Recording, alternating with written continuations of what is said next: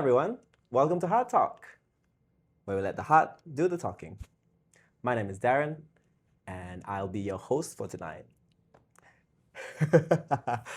I'm usually the guy behind the camera doing the tech stuff, but today I'm your host.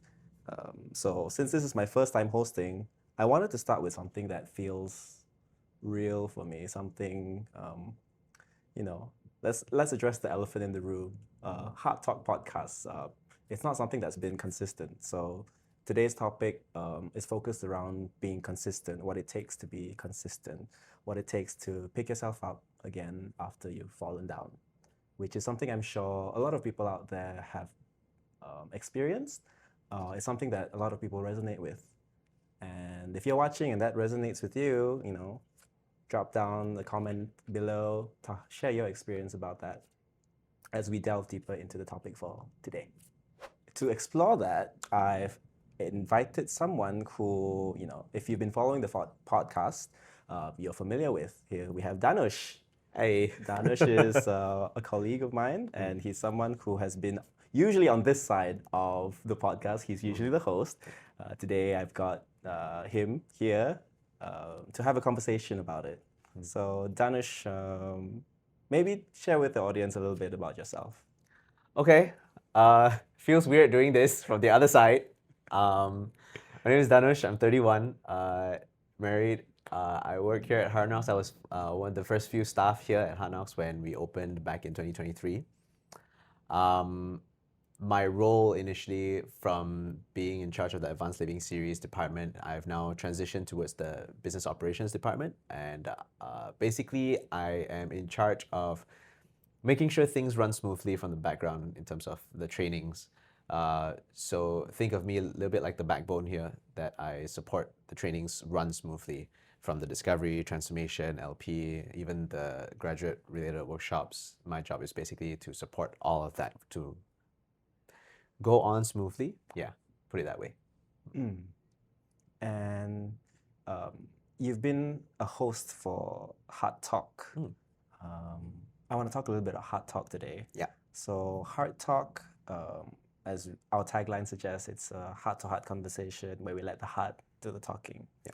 And Heart Talk, here at Heart Talk, we believe that honest conversation, authentic conversation, is, some of the most powerful shifts can happen through an honest conversation. And the podcast is a space where we let the heart do the talking, sharing real stories, raw reflections, and insights that help us grow, connect, and live with authenticity. It's about reminding ourselves that we're not alone on the journey of being human, and that every stumble, breakthrough, and lesson can open the door to transformation. Having said that, as someone who's been in the host role, I'm curious to get to know what your when you're in this seat, Yeah. what is your intention, I would say, or Okay. what do you where do you usually want to take the conversation to? Well, usually the starting point with you has a tendency to be like, okay, let's check in with the guest. What are they about? What do they want to talk about? Really, what inspires or moves them, tugs them forward, kind of thing. And from there, really, it's kind of just getting to know the person. Like when I did this with Jeff, Caesar, Rebecca, I'm sure I did it with some graduates. I can't remember who now. Oh, when I did that one with the RW, the relationship workshops sharing as well. That was pretty cool. Oh, that was quite some time back. That was quite a while back. I think my intention generally has always just been being curious, really wanting to find out where they're coming from, what they have to share, and like what you said, those honest conversations, supporting us to create some breakthroughs in life. For those of you who've done the Advanced Living series already, there are moments that your popcorn moments come from like this sudden clarity, and that clarity includes a lot of honesty. It's like the moment when I got honest with myself. When I get honest with myself, then suddenly like there's this awareness that goes like, whoa, I can do something different now. And I know some of you have heard this, what I've just said, like with honesty, you can do something, with awareness, you can do something different. I know you've probably heard this a lot, but it really is true. And I think sitting on that side, what I'm really about is I want to get to know the person in this chair. They might have a topic already, and of course that topic is on my mind. But I'm curious to understand why this topic. What has them inspired to talk about it? What makes it important for them? Yeah, that's what's going on for me. Like my intention would be essentially to get to know this person. Yeah. On that note, you, like you mentioned earlier, you were someone who was right here from the very beginning of HeartKnocks.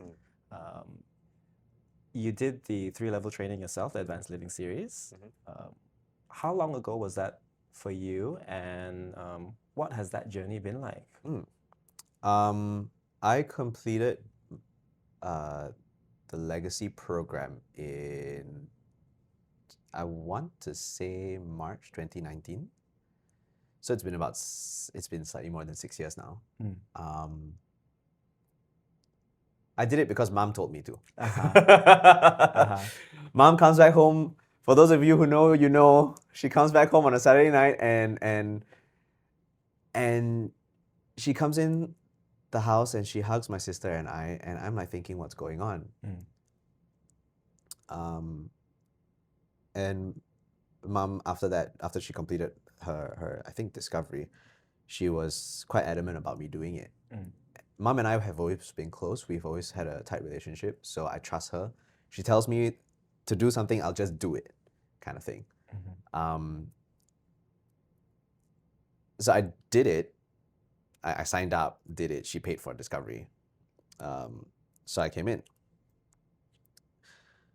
I thought after the whole interview process, I'd be going in because I wanted to figure out what was next for my career. At the time, I was an auditor with Ernst & Young.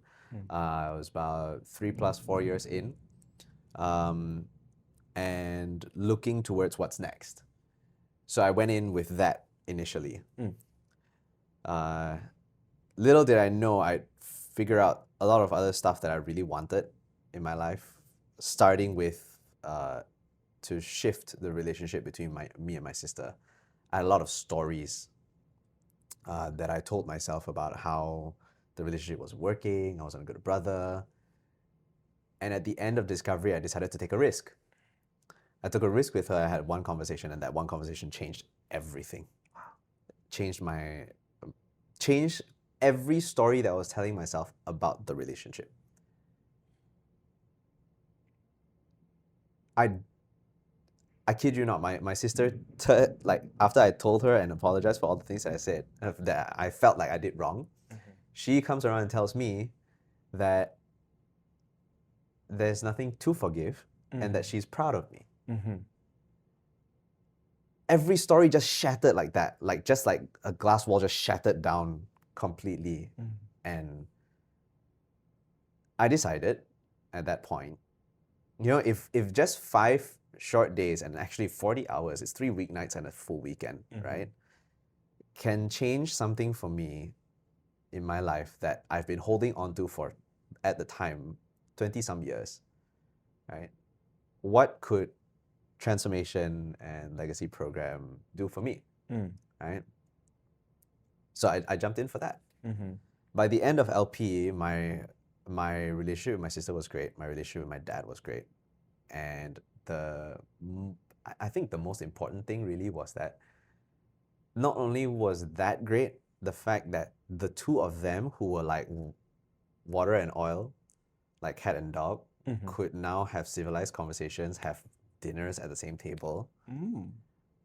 Because Mom and I really worked on our relationships with them, like personally, individually. I see that as really the single biggest result for me in my legacy program, even though that was not the major focus for me in my legacy program, but the biggest result for me really, if I look back, was that. And because of that, I decided to do this work. Yeah. It's not been an easy journey. I left audit to do this work towards the end of 2019. And guess what happened in 2020? Pandemic. Yeah. Coronavirus. And so that gave me a bit of a shock to the system. I actually, honestly, I don't know if I've ever spoken to anyone about this before. I did feel very nervous about this choice at that point. I mean, I knew I had a back door. I could always go back to audit at the time. I could go back to an accounting world, but I didn't want to. I wanted to do this. I wanted to work with people. So COVID happened, that company closed down, and during the few years, I learned a little bit of investing, did a coaching course under HeartKnocks also. We partnered with Ideal Coaching Global in the US. A few of our graduates, our longtime graduates, are graduates of that program too. It's a 9-month coaching program. Ideal Coaching Global. ICG. Yeah, ICG is the school that we partner with in the US, right? To support or to certify people for to get their International Coaching Federation accreditation membership. Yeah, as a coach, as a qualified coach. I see. Yeah. Then we opened in 2023, and long story short, I'm here. That was a long sharing. Yeah. So to get from the your initial like discovery training, your entire advanced living series into seeing yourself in this line of work, working in transformational work, and going further into that by getting your certification with ICG. And then qualifying with ICF. Okay. Tell me a little bit more about coaching. I'm probably not the expert, right? But my experience really when I was learning with Ideal Coaching Global, shout outs to Betty Spruill over in the US. It was a 9-month program. Essentially, I was like, it's the same amount of time that people take, like women take to birth a baby. We were learning, I was learning ontological coaching, meaning ontology is study of being. We say this word, who are you being, a lot in our space, right? Who do you need to be to create what you want to create? What are you committed to creating, and who do you need to be, right? And really, that's what we're talking about, like the coaching on being. During that 9 months, I think the primary thing that came up for me is that coaching really is a conversation. It's not a conversation in the mind, but conversation between people, where one person is opening a space for whatever needs to come up to just come up. Learning to hold a neutral space, an open space that creates safety and trust. And from that space, after things come up, there's an opportunity for the person who's being coached to come up with their own answers. So to me, coaching is not it's not a skill where I'm advising. I'm not consulting, I'm not advising, I'm not a therapist, I'm not fixing your problems. My job is to have you come up with your own answers. That's how I see coaching, really. And there are a lot of different kinds of coaching. something that we do in the LP programs here is performance coaching, which is very results oriented. So that will sometimes include the teaching of skills, know-how. Performance coaching, it's a little bit like sports in that sense. The coach needs to know the game well and needs to know certain skills that will work for the player, right? Or know how to teach certain skills to the player. That's how I see it. I may be wrong. But that's performance coaching. Ontological coaching that I learned under ICG is very much having the client or the one being coached to come up with their own answers. And I think it takes a little bit longer, but it's rewarding in a different way because both the coach and the client will have a sense of accomplishment from a perspective that the coach did a good job, and the client gets a sense that, oh, I did it myself, right? So the coach's role, in my point of view, is a little bit like a catalyst in a chemical reaction. Okay. For those of you who might not remember this term, catalyst, it's kind of like something in the chemical reaction that's kind of like just stand by it's a bystander there, but somehow provides something to the reaction without adding in. I don't know how to explain it. It's it's like just because the coach existed, it supported the person to kind of figure out stuff on their own. And this holding the space really. So for me, coaching is that. Holding a space, having people come up with their own answers. The coach themselves doesn't need to be like the expert. Because the point of view is the client is already the expert of their life, of what they need to do. So what I'm hearing also is that the coach is the one who, like you said, holds the space and maybe even provides like a sort of a framework, or not necessarily framework, but like it's like hold the space lah. And ideally the client is the person, like they're the ones who are out in their life,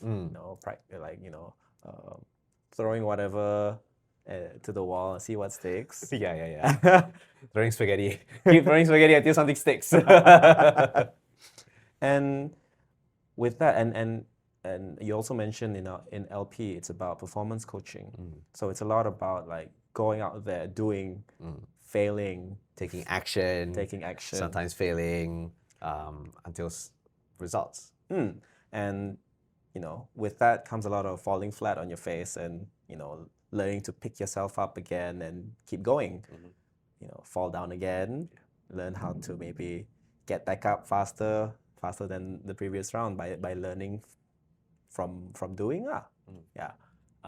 So I guess that also ties back to what I initially wanted to talk about tonight, which was about consistency. Consistency means the willingness to put yourself out there and be willing to do the work to go again and again and again. So with your coaching background, or through your lens, what do you think, or what do you see, what does it take to be consistent or to keep getting back up again after a blunder or a failure? Wow. That's a big question. It is.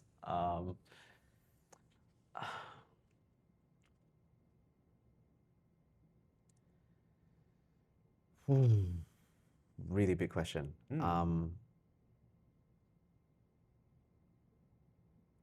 What does it take, right, to get back? Was there any point in your life where you felt like, okay,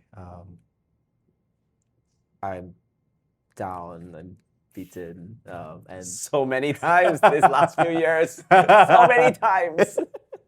Yet you choose to continue to keep going because you see something bigger than yourself. You see something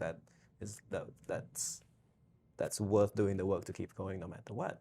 So, like in your experience, or has there been, from your own experience, is there a moment where you notice something about yourself, or how did you keep going? Because like you said, you've so many times Yeah. felt like For those who know me well enough, you probably know what I'm thinking about right now in terms of all the times that I fell down, felt like shouldn't, like, do I get back up, to do it again, yes or no? Yeah. What does it take, really? That's a very good question. I've never reflected on it before. In fact, when you're asking me this question about consistency, the first thing that comes to mind is like, am I? And now that you mentioned something, I guess what I'm consistent at is getting back up.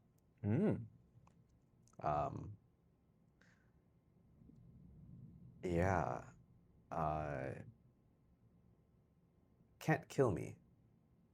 I'm noticing that these last few months, I'm starting to notice that you can't kill me.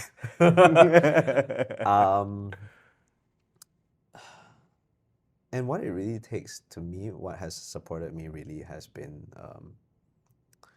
a very clear vision of what I want.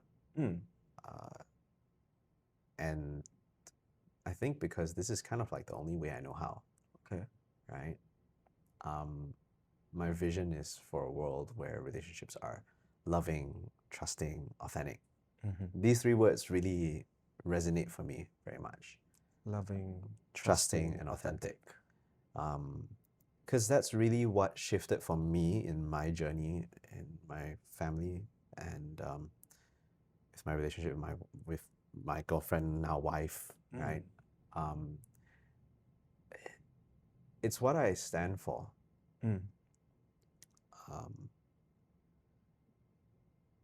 And people who have been my clients or have been coached by me while I'm senioring will notice that automatically my questions always go towards, like, how are their relationships in life? Like, specific people I'll ask about, like, how's your relationship with mom, dad, da, da, da, da.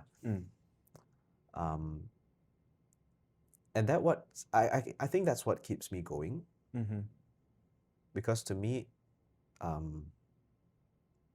I don't know if I'm saying this right. We are a culmination of all our relationships. It's like the quality of my life is really decided by the relationships in my life. And I guess because that's what's so important to me, I've started noticing how I've had a lot of support along the way.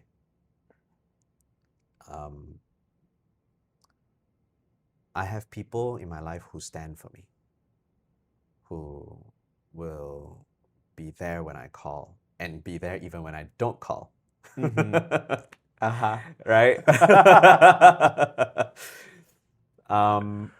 Because sometimes we don't want to call for anything, but the universe sends love and support anyway, right? Funny how the universe works. Yeah. So to me, I think what it really takes is having a clear vision and stand for what I'm about, what I want to make happen.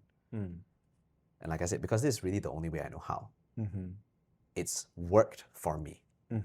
And that's why I'm still here. Right? And that's why, not really still here, that's why I want to be here. Yeah.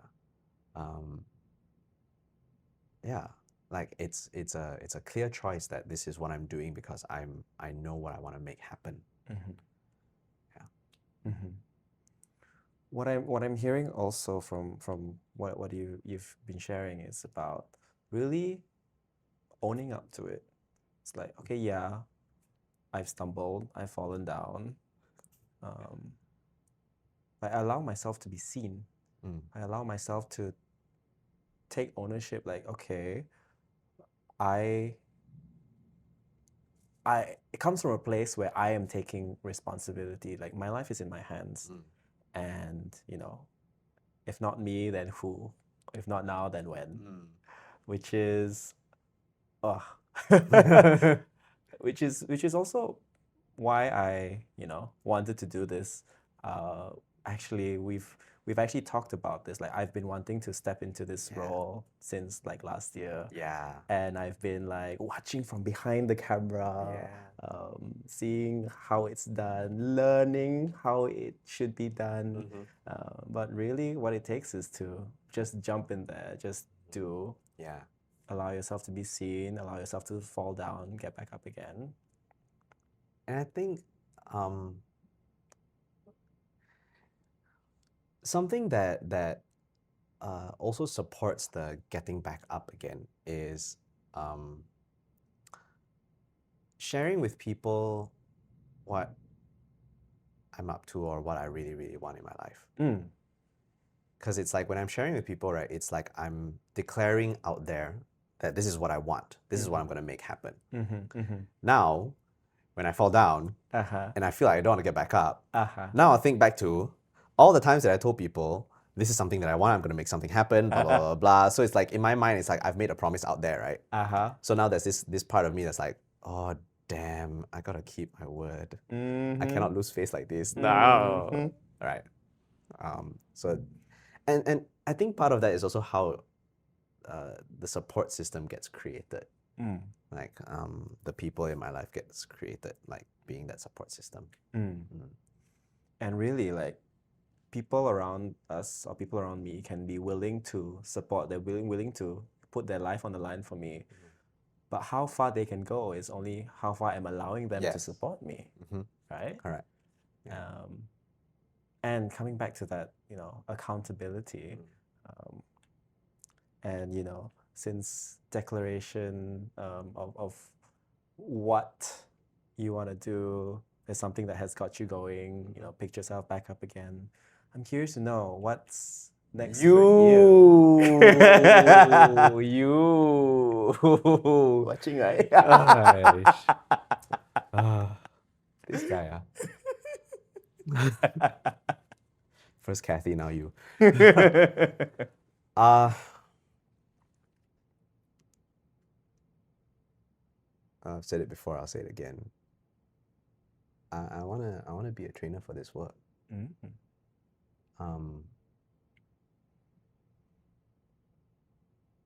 Whether I ever get there,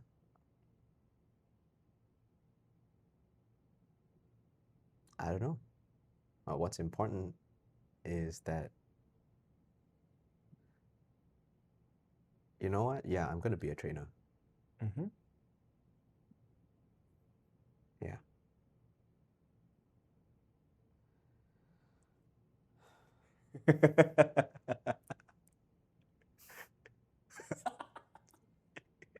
God, okay. Scary, right? Oh, so scary. But that comes with, like, a lot of people have dreams that they don't even allow themselves to, to dream. And by declaring it out, whether or not you get there, whether or not I get to where I'm declaring to, that's not the point. Like, I've said it out there. If I get there, I can go there. If I don't go there, I'll never know I'll never find out if I don't even Start. Yeah. Right? Yeah. And then that's what I was holding you back about just a few seconds ago, right? It's like I'm saying it and I just started saying, and it doesn't matter if I get there or not. And I'm like thinking, that's not true. Okay. Like, it does matter because I want it. Right? Now it's like, okay, am I going to be courageous enough to just say that that's what I want again? Like to put it out there again. Because this conversation first started, 5 years ago, with the late Bill Dean kind of pulling it out from me, having me put it out there. And it was actually online. And since then, it's something that's been very much in me. It's what I want. Yeah. I wanna make a bigger impact. Yeah. Oh, that's beautiful. And since you've also put that out there, I Yeah. mean, I would be a hypocrite not to also put myself in the Okay, hot very seat, good. right? Actually, the reason why I wanted to jump into this seat also, quite recently I attended like KL Podfest. Shout out to KL Podfest, and it's gotten me to see what's possible when I allow myself to just put myself out there and allow myself to risk. And ultimately, that's what we do here at HeartKnocks. And at Heart Talk, it's about being real and allowing yourself to be open to the possibilities, opening yourself up to really living life without regrets. Yeah. Yeah. So this is a declaration that this podcast will go weekly. Okay. Yeah. Sometimes I'll be in this seat. Sometimes I'll have other people coming in also. Sometimes I'll be behind the camera. But I'm committed to making this grow. And I'd love for you to be along with the journey. And, so if you're around for the journey, leave a comment down below. Say hi. Yeah. And I'm always open for feedback. We're always open for Yeah. feedback. Let us know how we can improve this podcast. So yeah. Anyways, with that, I think it's a good place to bring it to a close for this episode. Danush, thank you for allowing yourself to be raw, vulnerable, and on this side of. Feels so weird. I tell you guys, it feels so weird. For all those that I have had on this side, now I know how you feel. Right, and to our listeners out there, thank you for tuning in. If there's one thing I want you to take away from this story is that, falling down multiple times even doesn't mean that it's the end. Yeah. There's always another. There's always an opportunity to pick yourself back up and keep going if you choose to. Right. If this episode spoke to you, share it with someone who might need it too. Right. So that's it for today. Thank you for tuning in. Till then, let your heart do the talking. Bye.